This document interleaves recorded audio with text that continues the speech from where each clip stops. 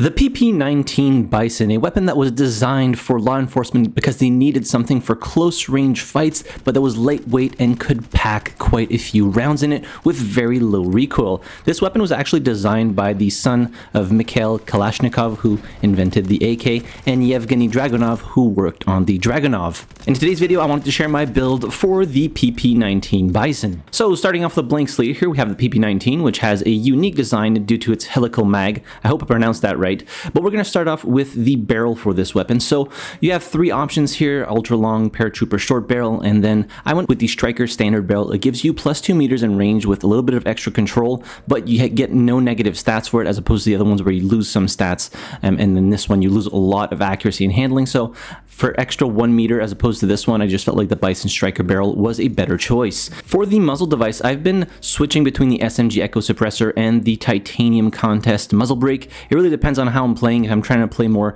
tactical, I'll use the build with the SMG Echo Suppressor. If I'm trying to get like some flanks off, if not, like just the Titanium Contest muzzle brake is perfectly fine. So for this video, we're just going to go with this one. For the magazine, you only have an extra option here, which is the Bizon 64 round helical mag, which gives you twice the magazine capacity. So the base capacity is 32, and then this one is 64 for the only penalty of -5 handling, which is not that bad. So I would highly recommend putting this on here. For the rear grip, I chose to go with the AK Heavy Tower grip because it gives you positives across the board. So go ahead and install that. And then I simply went with the balanced grip base to get extra accuracy and extra stats for all the rest. For the stock, now I went with the AK polymer stock. Now this gives you positives across the board, like +4 accuracy and then +1 everywhere else, but you also get access to a stock pad, which gives you +2 control, +1 handling, and +1 stability, making this stock combo very, very good in terms of net positives. Then we're going to put the charging handle on here, so you get +1 handling at no penalties. For the optic, just an RDS on here. You're not going to use this weapon at insanely long ranges. We could actually maybe use the OKP7 reflex sight. I put the XRO here, but considering it's a Russian weapon, this one might fit the aesthetic a bit better. For the handguard, you only have one option here. Again, positives across the board, so +3 control, +3 handling at no cost to anything else. So install that.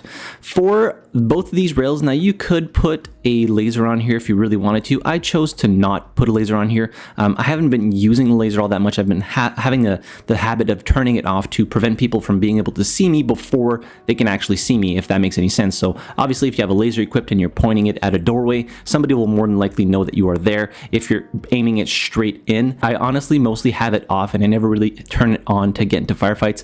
The only time I really use the laser in a lot of my builds now, or as of late, is to use the tactical stance. So having it off and then just using the tactical stance, that automatically turns the laser on for me. So I just chose to completely forego any laser on this specific build. For the calibration, so for the barrel, I went with +50 grams to get extra firing stability and then -10 millimeters to get extra ADS speed, because again, you're not going to fire this weapon at super long ranges.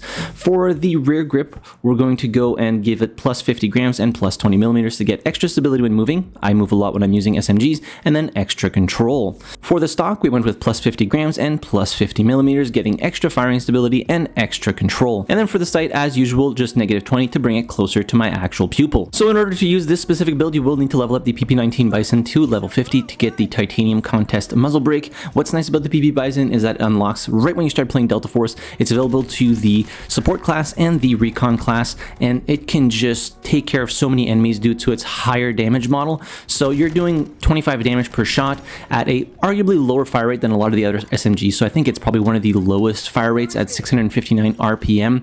So if you're coming up head to head against other SMGs that do higher damage per shot and higher fire rate, you're going to get outclassed. So this weapon, you really have to use it in terms of you're either dealing with multiple enemies and you got a good flank off, but it can just take care of so many people because it's doing 25 damage per shot. So theoretically, you could be getting 16 kills per magazine if my math is right here, because it takes 4 shots to kill. So the PP-19 Bizon also does 25 damage across the board, so all the limbs, chest, groin, and 31 damage to the head. Now the headshot damage multiplier, honestly, they would slightly need to rework it, because even if you get all headshots with the PP-19, it's still taking you the same amount of rounds to actually kill someone, which doesn't make a whole lot of sense in my opinion. So making headshots a pretty moot point for the Bizon and most of the SMGs, honestly. Now, considering the Bizon is a starter SMG, it's probably going to get outclassed. Well, it will get outclassed by other SMGs that you unlock later down the line, but it is a solid choice due to its very high mag capacity. And as I said, when you're getting some good flanks off, if you're sneaking up behind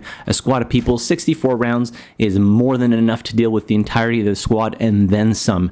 And having that SMG Echo Suppressor, which is honestly what I was using a lot, sometimes the Titanium, sometimes the SMG Echo Suppressor, it really depended on how I was approaching the fights and stuff like that. But if you have the SMG Echo Suppressor, you're staying off the minimap, you can deal with even more people. It just is a fantastic flanking weapon in my opinion, and it's pretty controllable as well because you will be able to take on fights at like 30, 40, 50 meters without too much of a pain in terms of recoil control. And especially considering that it doesn't fire super fast, that recoil isn't hitting you as fast as something like, let's say you're shooting the K416 and it doesn't have really good control, you're gonna really feel that recoil because it's firing so freaking fast, as opposed to the PP-19 Bizon firing a lot slower. That recoil is hitting you less frequently.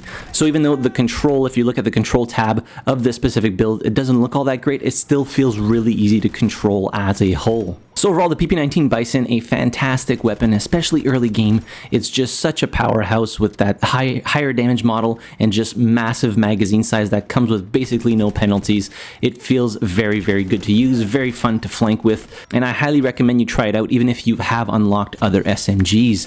As per usual, the weapon share code will be in the description down below, as well as in the top pinned comment. And a shout out to Rodrigo Carvalho for recommending that I make a build for the PP-19 Bizon. If you would like to see a weapon featured in an upcoming video, leave it in the comment section down below. If you have some weird weapon builds that you want me to take a look at, I'm always curious to see what you guys can cook up. And now I'll leave you with a few highlight clips of me using either the suppressed build or this build that I just showcased. In any case, hit the like button if you enjoyed the video, subscribe to the channel if you haven't already, and as always, thank you very much for watching. I really appreciate it, and I'll see you guys in the next video. Have a good one.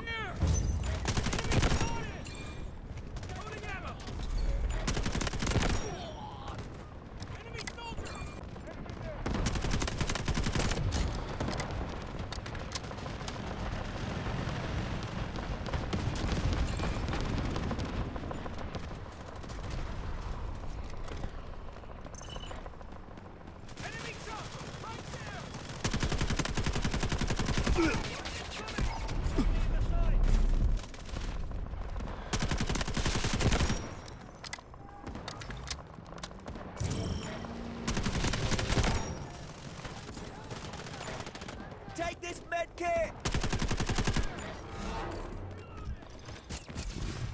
Hold on!